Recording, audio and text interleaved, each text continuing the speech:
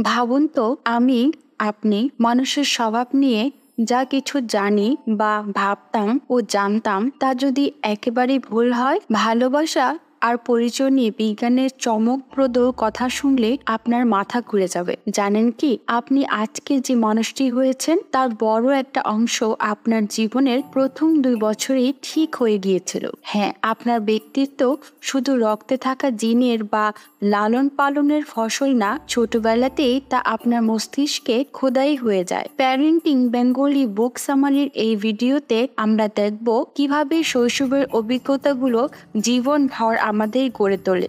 জানতে পারবেন কেন আসলে আমাদের শুধু একটা নয় 3টে ব্রেন আছে, আর রোমানিয়ার এক অনাথ আশ্রমের মানুষের মনের উপর গবেষণা করে কি অবাক করা তথ্য জানা গেছে। এছাড়া শিখবেন স্ট্রেস অর্থাৎ মানসিক অশান্তি কিভাবে একটা বাচ্চার ব্রেনকে চিরতরে বদলে দিতে পারে। আপনি একজন বাবা মা হতে পারেন, নীতি নির্ধারক হন, বা নিছকই আমাদের মনস্তত্ত্ব বুঝতে চান। এই ভিডিওটা দেখার পর আপনি নিজেকে আর চারপাশের সবাইকে নতুন করে দেখবেন। মানব মস্তিষ্কের বিকাশের রহস্য উন্মোচন করতে ভিডিওটা শেষ পর্যন্ত দেখতে ভুলবেন না। মাথা নাড়িয়ে দেওয়া এসব তথ্য জানতে আপনাকে অবশ্যই জানা দরকার 2004 সালে প্রকাশিত সুই গের হার্ডেটের ধারা লিখিত বই ওয়াই লাভ ম্যাটার্স নিয়ে আলোচনা করব। সামাজিক মস্তিষ্কের বিবর্তনীয় উৎস। দেখুন দর্শক মণ্ডলী, মানুষের মস্তিষ্ক তথা ব্রেনটা একটা অবিশ্বাস্য অঙ্গ যেটা লাখ লাখ বছর ধরে ক্রমাগত বিবর্তিত হয়েছে। প্রতিটা ধাপে এর মধ্যে নতুন নতুন জটিলতা আর কার্যক্ষমতা জুড়ে গেছে। এই বিবর্তনের সবচেয়ে মজার দিকটা হলো সামাজিক মস্তিষ্ক অর্থাৎ সোশ্যাল ব্রেনের বিকাশ। এটা একটা গুরুত্বপূর্ণ উপাদান যা মানুষকে অন্য প্রজাতির জন্তু জানোয়ারের থেকে আলাদা করে। সবচেয়ে মৌলিক স্তরে ব্রেনের বিকাশ হয়েছে ধাপে ধাপে। প্রথম ধাপটা ছিল রেপটিলিয়ান ব্রেন বা ব্রেন স্টেম, যেটা শ্বাস প্রশ্বাস, হার্ট রেট এইসব বেসিক জীবন ক্রিয়াকে নিয়ন্ত্রণ করে। এই আদি ব্রেন সরীসৃপ প্রজাতি প্রাণীদের মতো এবং আমাদের সবচেয়ে মৌলিক বেঁচে থাকার প্রবৃত্তির জন্য দায়ী। দ্বিতীয় ধাপে দেখা দিয়েছিল ম্যামেলিয়ান ব্রেন, যেটা রেপটিলিয়ান কোরকে ঘিরে ধরেছে। এই উন্নতির ফলে ভয়, আনন্দের মতন মৌলিক আবেগগুলো প্রকাশ পেতে শুরু করে এবং বাচ্চাদের লালন পালনের জন্য জরুরি নার্চারিং বিহেভিয়ার সম্ভব হয়। ব্রেন বিবর্তনের তৃতীয় ও শেষ ধাপে এসে সেরেব্রাল কর্টেক্স বা ব্রেনের সবচেয়ে বাহিরের স্তরটি আবির্ভাব ঘটে, আর তার সাথে সাথে গড়ে ওঠে সোশ্যাল ব্রেন। এই অসাধারণ অংশটি আমাদের আবেগ নিয়ন্ত্রণ, সামাজিক ইঙ্গিত বোঝা এবং সমবেদনা অনুভব করার ক্ষমতার জন্য দায়ী। সোশ্যাল ব্রেনই মানুষকে অন্যান্য প্রজাতি থেকে সত্যিকার অর্থে আলাদা করে তোলে, প্রবৃত্তিগত আচরণকে ছাড়িয়ে জটিল আবেগগুলির সমৃদ্ধ বৈচিত্র্য উপভোগ করার সুযোগ করে দেয়। বেশিরভাগ স্তন্যপায়ীরা পৃথিবীকে একটু বাইনারি অর্থাৎ সাদা কালো ভাবে দেখে, কিন্তু সোশ্যাল ব্রেনের জন্যই মানুষ অনুভব করতে পারে অসংখ্য নিউজড আবেগের অবস্থা, ঠিক যেন পৃথিবীকে দেখছে জীবন্ত টেকনিক্যালারের। ভয় ও রাগের মতো মৌলিক আবেগগুলো সহজজাত হলেও সোশ্যাল ব্রেন এই প্রাথমিক অনুভূতিগুলোকে আরো জটিল আবেগে রূপান্তরিত করতে সাহায্য করে, যেমন দুঃখ, লজ্জা, অপরাধবোধ, ভালোবাসা, আনন্দ ও সুখ। মজার ব্যাপার হলো একটি নবজাতক শিশুর ব্রেনে অত্যাবশ্যকীয় বেঁচে থাকার ব্যবস্থাগুলি থাকে, যেমন শ্বাস প্রশ্বাসের জন্য কার্যকরী স্নায়ুতন্ত্র, গতিবিধি ট্র্যাক করার জন্য দৃষ্টি ব্যবস্থা এবং সেন্সরি উদ্দীপনার প্রতি প্রতিক্রিয়া জানানোর জন্য ব্রেন স্ট্রিমে একটি মূল চেতনা। তবে জন্মের সময় সোশ্যাল ব্রেনের কোনো চিহ্ন থাকে না এবং এর বিকাশ শুরু হয় গুরুত্বপূর্ণ পোস্টনেটাল পিরিয়ডে, যেমনটা আমরা এই বইয়ের সারসংক্ষেপের পরবর্তী অধ্যায়ে আলোচনা করব। সোশ্যাল ব্রেনের বিবর্তনীয় উৎস মানব মস্তিষ্কের অসাধারণ জটিলতা এবং আমাদের সামাজিক সম্পর্কগুলোর গভীর প্রভাব তুলে ধরে। এটি মানব প্রজাতির অবিশ্বাস্য অভিযোজন ক্ষমতা এবং আমাদের অন্যান্য জ্ঞানীয় দক্ষতার বিকাশের জন্য সামাজিক বন্ধন লালন করার গুরুত্বের সাক্ষ্য বহন করে। শিশু মস্তিষ্কের বিকাশে সামাজিক মিথস্ক্রিয়ার গুরুত্বপূর্ণ ভূমিকা। দেখুন, প্রতিটি বাবা মা জানে নবজাতক শিশুর যত্ন নেওয়াটা কতটা চ্যালেঞ্জিং আর হতাশাবাঞ্জক হতে পারে। ওদের ঘন ঘন কান্নাকাটি, খেতে না চাওয়া আর নিজের আচরণ নিয়ন্ত্রণ করতে না পারা সবচেয়ে অভিজ্ঞ পরিচর্যাকারীদেরও ধৈর্যের পরীক্ষা নেয়। তবে বুঝতে হবে, এসব আচরণ শিশুরা ইচ্ছা করে না, এটি বরং শিশুর অপরিণত মস্তিষ্কের প্রতিফলন, বিশেষ করে সেই অংশটা যা সামাজিক ও আবেগিক বুদ্ধিমত্তার জন্য দায়ী। জন্মের পর পর্যন্ত সোশ্যাল ব্রেন, যেটা জটিল আবেগ ও আচরণ নিয়ন্ত্রণ করে, সেটির পুরোপুরি বিকাশ ঘটে না। সোশ্যাল ব্রেইনের অন্যতম গুরুত্বপূর্ণ অংশ হলো অরবিটোফ্রন্টাল কর্টেক্স, যা neuroscientist Daniel Goldman emotional intelligence বলে অভিহিত করেছেন। এই গুরুত্বপূর্ণ এলাকা ছাড়া সামাজিক জীবন মারাত্মকভাবে ক্ষতিগ্রস্ত হয়,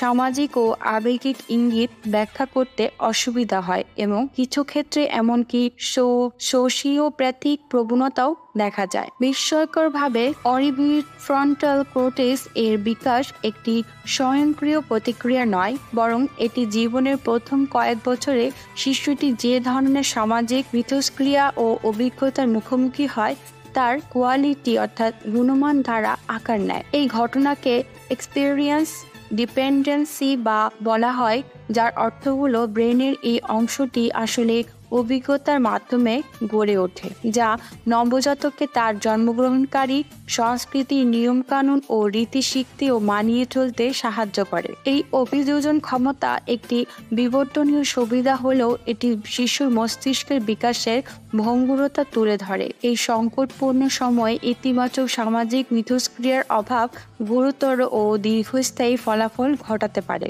1930-এর দশকে প্রাইমেট গবেষক হ্যারি হালোর নেতৃত্বে পরিচালিত এক বিখ্যাত পরীক্ষায় দেখা গেছে, বানরদের জীবনের প্রথম বছর দল থেকে বিচ্ছিন্ন করে একা রাখলে তাদের কার্যত অটিস্টিক করে তোলে, যা সামাজিকতার উপর সামাজিক মিথস্ক্রিয়ার গভীর প্রভাবের প্রমাণ দেয়। আরও সম্প্রতি গবেষণা হলো, রোমানিয়ার অনাথ আশ্রমে লালিত পালিত 3 বছর বয়সী শিশুদের ব্রেন স্ক্যান করা হয়, যেখানে তারা চরম অবহেলা ও ন্যূনতম প্রাপ্তবয়স্কদের সংস্পর্শে ছিল। তাদের অরবিটোফ্রন্টাল কর্টেক্স এর উদ্বেগজনক ঘাটতি প্রকাশ করেছে। এই ফলাফলগুলি নবজাতকের স্বাস্থ্যকর মস্তিষ্কের বিকাশের জন্য লালন পালনের সামাজিক পরিবেশের গুরুত্ব তুলে ধরে। শিশুর জীবনের প্রথম কয়েক বছরে যে ধরনের সামাজিক মিথস্ক্রিয়া ঘটে তার মান অর্থাৎ কোয়ালিটি সোশ্যাল ব্রেইনের বিকাশ, বিশেষ করে অরবিটোফ্রন্টাল কর্টেক্স এর গভীরভাবে প্রভাবিত করে, যা ইমোশনাল ইন্টেলিজেন্স ও আচরণ নিয়ন্ত্রণ করে। ইতিবাচক সামাজিক মিথস্ক্রিয়া এই গুরুত্বপূর্ণ এলাকার বৃদ্ধি ঘটায়, আবার অভাব স্থায়ী ত্রুটি ঘটাতে পারে, যা নবজাতকদের জন্য সর্বোত্তম মস্তিষ্কের বিকাশ সমর্থন করে এমন পরিপোষক পরিবেশের জরুরি প্রয়োজনীয়তা তুলে ধরে। শিশুদের সামাজিক বিকাশ একটি আনন্দময় যাত্রা। শিশুরা তাদের পরিচর্যাকারীদের সাথে সামাজিক মিথস্ক্রিয়ার সময় প্রচুর আনন্দ পায়। এই আনন্দ তাদের জ্ঞানীয় ও আবেগিক বিকাশে গুরুত্বপূর্ণ ভূমিকা পালন করে। এটা শুরু হয় স্পর্শ ও দৃষ্টির অনুভূতি থেকেই। স্পর্শ হচ্ছে আনন্দের প্রথম উৎস, যা একটি শিশু অনুভব করে। বাবা মা যখন ভালোবেসে শিশুকে কোলে নেন, শিশু নিজেকে উষ্ণ ও নিরাপদ বোধ করে। এর ফলে গভীর শ্বাস প্রশ্বাস ও সিনক্রোনাইজড হার্ট রেটের মতো শারীরিক বৃদ্ধি পরিবর্তন ঘটে। এই ধরনের অভিজ্ঞতা ঠিক যেন খারাপ সময় জড়িয়ে ধরা অর্থাৎ হাগ করা এবং সঙ্গীদের মধ্যে ঘনিষ্ঠ স্পর্শের মতো মানব সংস্কৃতির অভ্যাসের ভিত্তি স্থাপন করে। গভীর আনন্দের দ্বিতীয় উৎস আসে বাবা মায়ের চোখের দিকে তাকিয়ে। প্রসারিত মণিগুলো বাবা মায়ের আনন্দদায়ক উত্তেজনার ইঙ্গিত দেয়। এটি শিশু মস্তিষ্কে একটি জৈব রাসায়নিক শৃঙ্খলা প্রতিক্রিয়া সৃষ্টি করে। হার্ট রেট বেড়ে যায় এবং নিউরনগুলি অরবিটোফ্রন্টাল অঞ্চলে বিটা এন্ডোরফিন নিঃসরণ করে। এই অণুগুলি আনন্দের অনুভূতি উদ্দীপ্ত করে এবং নিউরনের বৃদ্ধিকে উৎসাহিত করতে গ্লুকোজ ও ইনসুলিনের মাত্রা নিয়ন্ত্রণ করে। একই সময় ব্রেন স্টেম প্রিফ্রন্টাল কর্টেক্সে ডোপামিন নিঃসরণ করে। ডোপামিন মস্তিষ্কের এই অঞ্চলে গ্লুকোজ গ্রহণ ও টিস্যু বৃদ্ধি বাড়ায়। অণুর স্তরে এটি একটি জটিল প্রক্রিয়া। তবে উদ্দেশ্য সরল বাবা মায়ের চোখের দিকে তাকানো শিশুর জন্য আনন্দদায়ক করে তোলে। শিশুরা যত বেশি এই চোখাচোখি আনন্দ অনুভব করে তাদের সোশ্যাল ব্রেন তত বেশি বিকশিত হয়। বিটা এন্ডোরফিন ও ডোপামিনের মতো এই বায়োকেমিক্যালগুলো শিশুর জ্ঞানীয় বিকাশকে পুষ্ট করতে এবং পরবর্তী জীবনে আবেগ নিয়ন্ত্রণের ভিত্তি স্থাপনে গুরুত্বপূর্ণ ভূমিকা পালন করে। একটি শিশু মানব সংস্কৃতি বিষয়ে জানার আগে প্রথমে তাকে এতে অংশগ্রহণ করতে আমন্ত্রণ জানাতে হবে। এই আমন্ত্রণ আসে পরিচর্যাকারীদের আচরণ এবং সামাজিক মিথস্ক্রিয়ার সময় শিশুর মস্তিষ্কে নিঃসৃত বায়োকেমিক্যালগুলোর মাধ্যমে। একসাথে এই উপাদানগুলি সামাজিক নিযুক্তিকে শিশুদের জন্য অত্যন্ত আনন্দদায়ক করে তোলে। যতক্ষণ বাবা মা তাদের সন্তানদের সাথে সম্পর্কে আনন্দ পান ততক্ষণ চিন্তার কোনো কারণ নেই। আনন্দময় মিথস্ক্রিয়া দ্বারা প্রভাবিত সম্পর্ক একটি শিশুর জ্ঞানীয় বৃদ্ধি পুষ্টি করে এবং পরিণত বয়সে আবেগ নিয়ন্ত্রণের মঞ্চ প্রস্তুত করে। একে অপরের চোখের দিকে তাকানোর সাধারণ কাজটি একটি জৈব রাসায়নিক সমন্বয়ের সূচনা করে যা একটি শিশুর বিকাশমান মনকে আকার দেয়। মস্তিষ্কের নিউরাল নেটওয়ার্কের সামাজিক গঠন। মানুষের মস্তিষ্কের নিউরাল নেটওয়ার্ক সামাজিক প্যাটার্ন ও অভিজ্ঞতা দ্বারা ব্যাপকভাবে প্রভাবিত হয়। জিনগুলো একটা নকশা দেয়, কিন্তু সেই জেনেটিক প্ল্যানের কতটুকু বাস্তবায়িত হবে তা নির্ভর করে সামাজিক ইনপুটের উপর। একটি নবজাতকের ইতিমধ্যেই সব নিউরন থাকে যা তার কখনো প্রয়োজন হবে। এই নিউরনের সংখ্যা জিন দ্বারা নির্ধারিত হয়, তবে প্রথম বছরে তার মস্তিষ্কের আকার দ্বিগুণ হওয়ার সময় সেই নিউরনগুলোকে একটি নেটওয়ার্কে সংযুক্ত করা প্রয়োজন। এই গুরুত্বপূর্ণ তারের সংযোগ প্রক্রিয়া ঘটে মায়ের গর্ভের বাইরে বিশ্বের সাথে মিথস্ক্রিয়ার মাধ্যমে। এই জ্ঞানীয় নির্মাণের সর্বোচ্চ সময়কাল হয় 6 থেকে 12 মাস বয়সের মধ্যে। এই পর্যায়ের শেষে শিশুর মস্তিষ্কে জ্ঞানীয় সম্ভাবনার একটি ঘন নেটওয়ার্ক তৈরি হয়। এটি ভবিষ্যতে যা তার মনে হবে তার ভিত্তি গড়ে, কিন্তু প্রক্রিয়াটি এখনো সম্পূর্ণ নয়। পরবর্তীতে মস্তিষ্ক একটি প্রুনিং পর্যায়ে অতিক্রম করে যেখানে বিশাল নেটওয়ার্কটি সংকুচিত হয়। এই পর্যায়ে কমই ব্যবহৃত মস্তিষ্কের কোষগুলো মারা যেতে শুরু করে। মূলত মস্তিষ্ক সেই সংযোগগুলো রাখে যা কার্যকর এবং যা নয় তা বর্জন করে। কিন্তু কি একটি কার্যকর সংযোগ হিসেবে যোগ্যতা অর্জন করে? নিউরোসায়েন্টিস্ট ড্যানিয়েল সিগেল অনুসারে মস্তিষ্ক হলো একটি অনুমানের যন্ত্র যার লক্ষ্য আমাদের সম্ভাব্য ফলাফলের প্রত্যাশা প্রদানের মাধ্যমে পৃথিবীতে চলাফেরা করতে সাহায্য করা। যখন শিশু মানুষের সাথে তার অভিজ্ঞতাকে শ্রেণীবদ্ধ করে, সে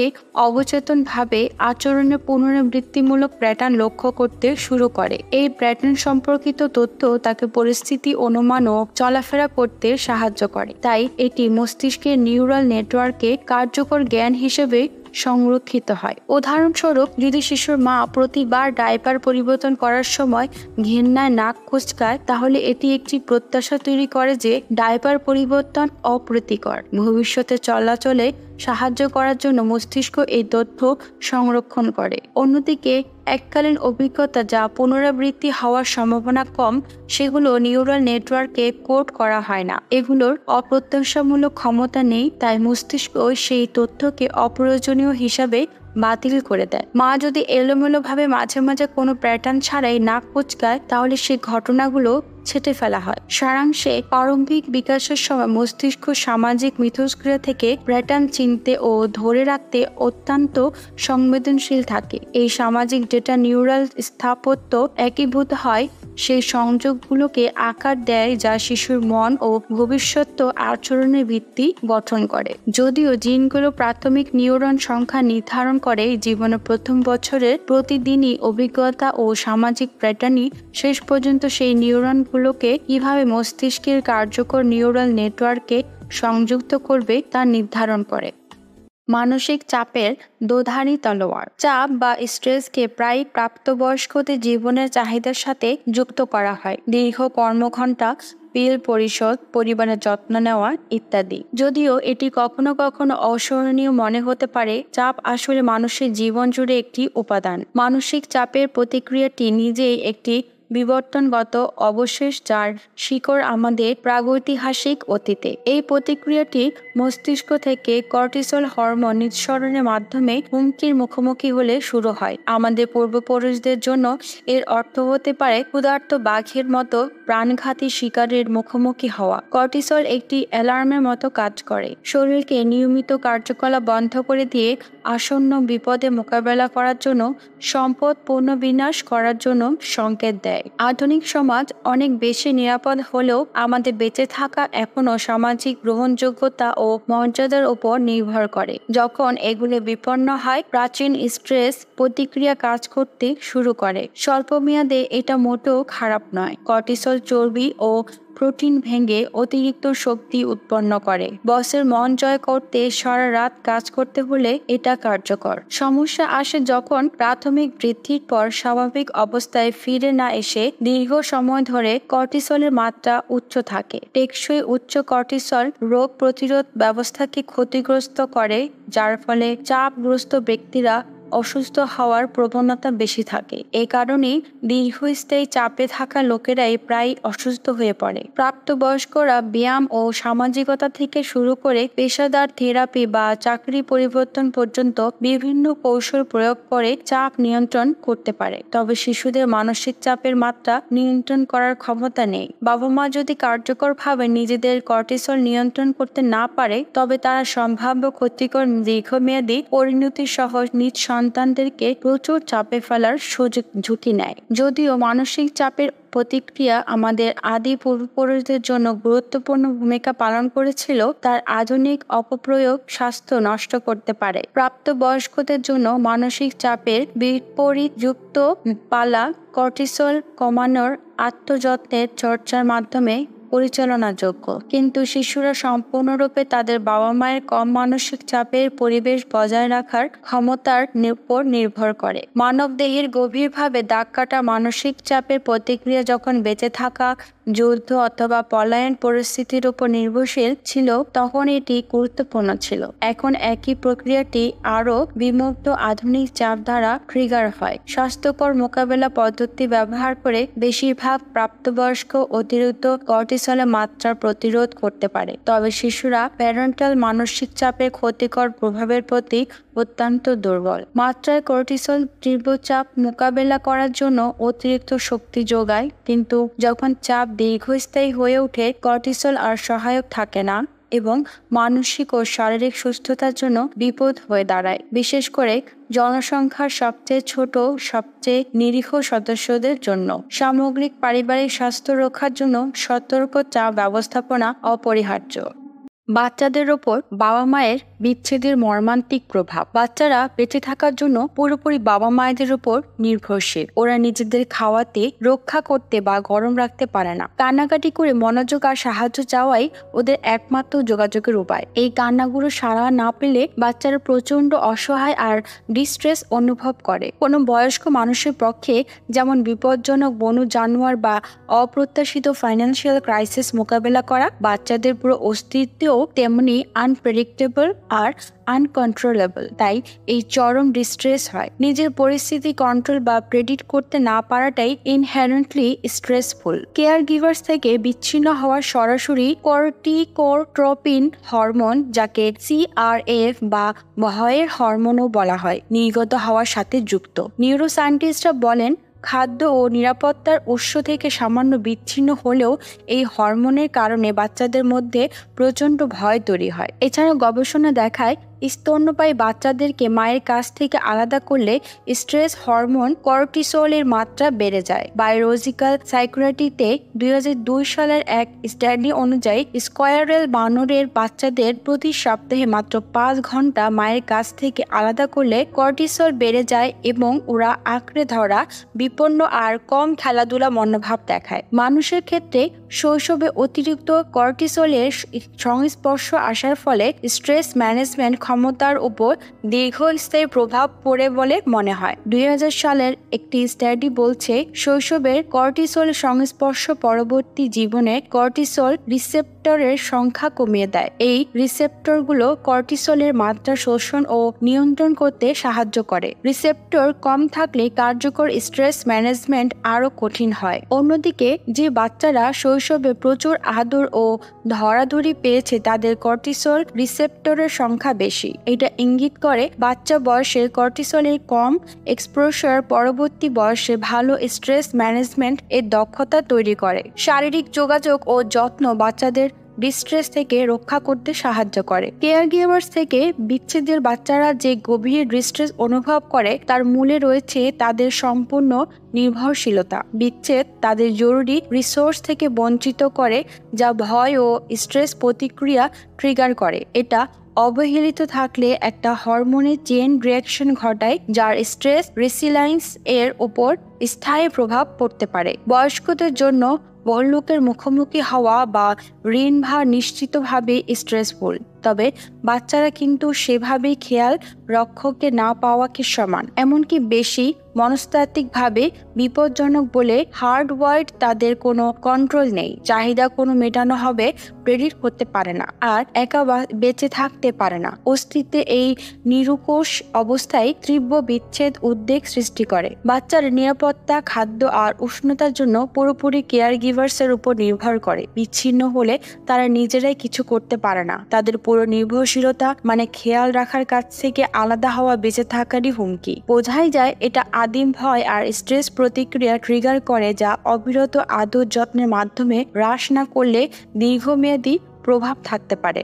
মা বাবার মানসিক চাপের প্রজন্মগত চক্র। একটি শিশুর জৈব রসায়ন শুধু মায়ের অনুপস্থিতিতেই নয়, তার উপস্থিতির মানের অর্থাৎ কোয়ালিটি দ্বারাও গভীরভাবে প্রভাবিত হয়। মানসিকভাবে অনুপস্থিত বা অবহেলাকারী পিতামাতার দ্বারা লালিত শিশুরা শারীরিক নৈকট্য সত্ত্বেও উচ্চ তাপমাত্রার মানসিক চাপের মুখোমুখি হয়। গবেষণা প্রকাশ করে যে মদ্যপ অভিভাবকদের সন্তানরা নন অ্যাডিক্টেড পিতামাতার তুলনায় উচ্চতর কর্টিসল অর্থাৎ স্ট্রেস হরমোন প্রদর্শন করে। অবাক হওয়ার কিছুই নেই, আসক্ত পিতামাতারাও নিজেরাই অতিরিক্ত কর্টিসল এবং মানসিক চাপের স্তর অনুভব করেন। বায়োলজিক্যাল সাইকোলজিতে 1994 সালের একটি গবেষণায় প্রাইমেটদের মধ্যে এই প্রভাবগুলি দেখানো হয়েছে। বানর মায়েরা অপ্রত্যাশিত সন্ধান এর মধ্যে দিয়ে যান যেখানে তাদের খাদ্যর উৎস ছিল অনিয়মিত এবং দুর্লভ।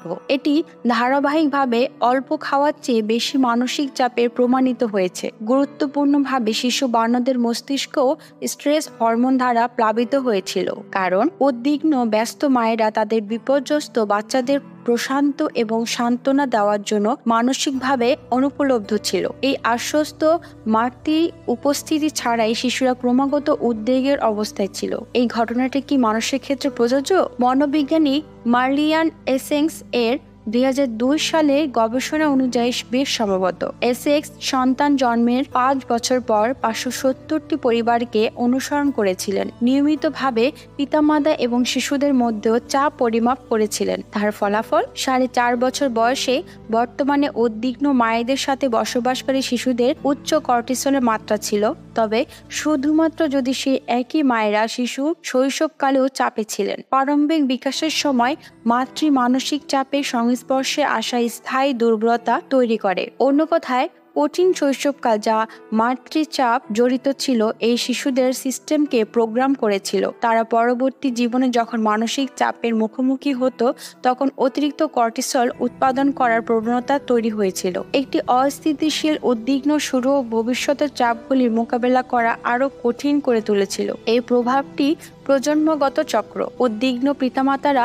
চাপযুক্ত শিশুদের বড় করেন যারা বড় হয়ে নিজেরাই চাপ মোকাবেলা করার অনুপযুক্ত হন। তাদের নিজস্ব সন্তানরা যখন গুরুত্বপূর্ণ বিকাশকালীন সময়ে পিতৃমাত্র মানসিক চাপের সম্মুখীন হয়, এই চক্রকে চালিয়ে যায়। যদিও শারীরিক বিচ্ছেদ শিশুদের জন্য অত্যন্ত বিপর্যস্ত, মানসিকভাবে বিচ্ছিন্ন বা অবহেলাকারী পিতামাতা উপস্থিতি থাকা সমানভাবে এমনকি আরো বেশি ক্ষতিকারক হতে পারে। শিশুদের স্বাস্থ্যকর জৈব রসায়ন এবং চাপ মোকাবেলার ক্ষমতা বিকশিত করতে সম্পূর্ণ মনোযোগ দিয়ে লালন পালন প্রয়োজন। অসামঞ্জস্যপূর্ণ, উদ্বিগ্ন বা অস্থিতিশীল পিতৃ মাতৃ আচরণ শিশুদের সেই নিরাপত্তা এবং আরাম অনুভব করতে বাধা দেয় যা তাদের স্ট্রেস হরমোনকে নিয়ন্ত্রণ করে। এই প্রারম্ভিক জৈব রাসায়নিক বিশৃঙ্খলা গভীরভাবে দৃঢ়মূল বলে মনে হচ্ছে, জীবনব্যাপী চাপ প্রবণতা বাড়িয়ে তোলে। অতিরিক্ত মানসিক চাপের আন্তঃপ্রজন্মের চক্র ভাঙতে শৈশবকালীন সময়ে পিতামাতার মানসিক স্বাস্থ্য এবং উপলব্ধতা অত্যন্ত গুরুত্বপূর্ণ। শিশুদের স্ট্রেস অনমনীয়তা বিকশিত করতে শান্ত, উপস্থিত এবং সাড়া দেওয়ার যোগ্য যত্ন প্রয়োজন। অন্যথায় আজকের চাপগ্রস্ত পিতামাতারা আগামীকালের অতিরিক্ত ভারাক্রান্ত প্রাপ্তবয়স্কদের গড়ে তোলেন। ছোটবেলায় সামাজিক বঞ্চনা পরবর্তী জীবনের ডিপ্রেশনের সাথে যুক্ত। যদি সবকিছু ভালোভাবে চলে তাহলে বাচ্চাকাল শান্তি এবং ভালোবাসা আশ্রয় হতে পারে। অস্বস্তি থেকে সুরক্ষিত বাচ্চার মস্তিষ্ক আরও বেশি কর্টিসল রিসেপ্টর বৃদ্ধির মাধ্যমে সাড়া দেয়। এগুলো তাকে পরবর্তী জীবনে প্রয়োজনীয় টুলস প্রদান করবে। কিন্তু যদি বাচ্চাকাল ভালোভাবে না কাটে, বাচ্চার মস্তিষ্কে একটি অতিরিক্ত সক্রিয় স্ট্রেস রেসপন্স তৈরি হয়। স্বল্পমেয়াদে এটি কর্টিসলের স্তর আকাশ ছোঁয়া এবং স্থায়ী মানসিক চাপের অবস্থা সৃষ্টি করে। দীর্ঘমেয়াদে এটি তাকে উদ্বিগ্ন প্রাপ্তবয়স্ক হতে দোষী সাব্যস্ত করতে পারে। কর্টিসল রিসেপ্টরের প্রাচুর্য থাকা একটি মস্তিষ্ক স্ট্রেস হরমোন মুছে ফেলতে পারে। এটি মস্তিষ্ককে কর্টিসল উৎপাদন বন্ধ করার ক্ষমতা দেয় যখন এটি আর প্রয়োজন হয় না। এভাবে দীর্ঘমেয়াদী সংস্পর্শের ক্ষতি এড়ানো যায়। কিন্তু একটি মস্তিষ্ক যা শান্তিপূর্ণ এবং সুরক্ষিত বাচ্চাকাল উপভোগ করেনি, তার সম্ভবত অতিরিক্ত সক্রিয় স্ট্রেস রেসপন্স সিস্টেম বিকশিত করবে। যখন এই বাচ্চা চাপ অনুভব করে, তার মস্তিষ্ক কর্টিসল দ্বারা প্লাবিত হবে এবং তার কর্টিসল রিসেপ্টরগুলি বন্ধ হয়ে যাবে। কম রিসেপ্টরের সাথে স্ট্রেসের সময় নির্গত কর্টিসলে যাওয়ার কোথাও থাকে না, তাই এটি মস্তিষ্কের চারপাশে ধোঁয়া চলতে থাকে এবং এমনকি দীর্ঘমেয়াদে ডিপ্রেশনের কারণ হতে পারে। যেমন আমরা দেখেছি, ইতিবাচক এবং পুরস্কারমূলক সামাজিক মিথস্ক্রিয়ার অনুপস্থিতি সামাজিক মস্তিষ্কের বিকাশ ব্যাহত করতে পারে। এই ক্ষতির একটি ফলাফল হলো মস্তিষ্ক কম নিউরোপিফিনের মাত্রা উৎপাদন করে, যা আমাদের মনোনিবেশ করতে এবং নিরন্তর প্রচেষ্টায় নিযুক্ত করতে প্রয়োজন। সাধারণত ডিপ্রেশনে ভুগছেন এমন প্রাপ্তবয়স্কদের নিউরোপিনেফ্রিনের মাত্রা কম থাকে। এর জন্যই তাদের অনেকে ক্ষতিকারক কর্মকাণ্ড পুনরাবৃত্তি করা বন্ধ করতে কষ্ট পান। ছোটবেলায় সামাজিক বঞ্চনাকে ডোপামিন সিনেপসের স্থায়ী হ্রাসের সাথেও যুক্ত করা হয়েছে। মানসিক এবং শারীরিক স্বাস্থ্যের মধ্যে লিঙ্কগুলো তার অধ্যয়ন দ্য সিকিং মাইন্ডে ব্রিটিশ জীববিজ্ঞানী পল মার্টিন উল্লেখ করেছেন। এই সিনেপসগুলির উপস্থিতি বা অনুপস্থিতি আমাদের জীবনের দৃষ্টিভঙ্গি গঠন করে। উদাহরণস্বরূপ, তার অরবিটোফ্রন্টাল কর্টেক্স এর মধ্যে দিয়ে প্রচুর ডোপামিন প্রভাবিত হওয়া একটি শিশু নতুন অভিজ্ঞতার দ্বারা ইতিবাচক অনুভূতি পায় এবং দ্রুত নির্দিষ্ট চ্যালেঞ্জগুলির সাথে মানিয়ে নিতে শেখে। কিন্তু এই সিনেপসের অভাবে একটি শিশু ইতিবাচক পুরস্কারে মনোনিবেশ করার সম্ভাবনা কম থাকে, অভিযোজন করার ক্ষমতা কম থাকে এবং ডিপ্রেশন এবং হাল ছেড়ে দেওয়ার প্রবণতা বেশি থাকে। এই সব কিছু একটি বিষয় পরিষ্কার করা উচিত। ভালোবাসা গুরুত্বপূর্ণ। আমরা যত বেশি ভালোবাসা এবং সুরক্ষিত অনুভব করি শিশুকালে, আমরা তত বেশি সুখী প্রাপ্তবয়স্ক হিসাবে বিকশিত হওয়ার সম্ভাবনা রাখি। সংক্ষেপে বলতে গেলে, আমাদের সামাজিক মস্তিষ্ক এবং সহানুভূতির মতো দক্ষতা বিকাশ অনেকাংশে নির্ভর করে আমরা শিশু হিসেবে পাওয়া প্রতিপালন যত্নের উপর। গভীরভাবে সামাজিক প্রাণী হিসাবে মানুষ এই সব দক্ষতা পুরোপুরি গঠিত অবস্থায় জন্মায় না। আমাদের সামাজিক বুদ্ধিমত্তা নিয়ন্ত্রণকারী স্নায়ুতন্ত্রকে অবশ্যই জীবনের প্রথম গুরুত্বপূর্ণ বছরগুলিতে ইতিবাচক ইন্টারাকশন এবং যত্নের মাধ্যমে গঠন করতে হবে। একটি বাচ্চা যদি ভালোবাসাময় মেলামেশা, শারীরিক উষ্ণতা এবং মনোযোগী যত্নে পরিপূর্ণ পরিবেশে লালিত পালিত হয়, তার সামাজিক মস্তিষ্কের সঠিকভাবে বিকশিত হওয়ার সেরা জৈবিক অবস্থা সৃষ্টি হবে। তবে যদি একটি শিশু চাপ, অবহেলা বা অসামঞ্জস্যপূর্ণ পিতামাতার উচ্চ মাত্রার সম্মুখীন হয়, এটি তাদের স্ট্রেস রেসপন্স সিস্টেম বিশৃঙ্খল করতে পারে। এরকম শৈশবের প্রতিকূলতা তাদেরকে পরবর্তী জীবনে ডিপ্রেশনের মতো অবস্থার প্রতি আরো ঝুঁকিপূর্ণ করে তোলে, একই সাথে মানসিক দৃঢ়তাকে বাধাগ্রস্ত করে। আমরা শিশু হিসেবে যে ধরনের সামাজিক পরিবেশের অভিজ্ঞতা অর্জন করি তা সরাসরি আমাদের মস্তিষ্কের রাসায়নিক বিকাশকে আকার দেয়। সহানুভূতি, বন্ধন এবং আবেগগুলি পরিচালনার জন্য স্নায়ুতন্ত্রের গঠনে শিশুরা সাড়া দেওয়ার মতো উপস্থিত পিতামাতার উপর নির্ভর করে। চাপে থাকা বা মানসিকভাবে অনুপলব্ধ পিতামাতা শিশুদেরকে এইসব গঠনমূলক অভিজ্ঞতা থেকে বঞ্চিত করে, যার স্থায়ী প্রভাব রয়েছে। তাই যদিও মানুষ জন্ম থেকে সামাজিক মনোভাবাপন্ন, আমাদের সামাজিক বুদ্ধিমত্তার সুবিধা আগে থেকে নির্ধারিত নয়। আবেগ সামঞ্জস্য, বিপর্যস্ততা সহ্য করা এবং স্বাস্থ্যকর সম্পর্কের মতো দক্ষতার জন্য একটি সুনিয়ন্ত্রিত স্নায়ুতন্ত্রের ভিত্তি গঠন করতে আমাদের একটি পোষণকারী প্রারম্ভিক পরিবেশের প্রয়োজন। শৈশবে নিয়মিত যত্নের অভাব গভীরভাবে স্বাভাবিক সামাজিক বিকাশ লণ্ডভণ্ড করতে পারে। মূলত আমাদের মানুষের সামাজিক ক্ষমতাগুলি সহজাত নয়, বরং অভিজ্ঞতার মাধ্যমে পরিপুষ্ট। বাচ্চাদের জন্য একটি ভালোবাসাময়, কম চাপযুক্ত ইন্টারেক্টিভ পরিবেশ প্রদান করে আমরা পরবর্তী প্রজন্মকে অনমনীয় সামাজিক মস্তিষ্ক এবং আবেগময় দক্ষতার সহজ সজ্জিত করি। প্রতিপালন যত্ন হলো আমরা কিভাবে আমাদের সবচেয়ে মৌলিকভাবে মানবিক বৈশিষ্ট্যগুলি পরবর্তী প্রজন্মে সঞ্চারিত করি।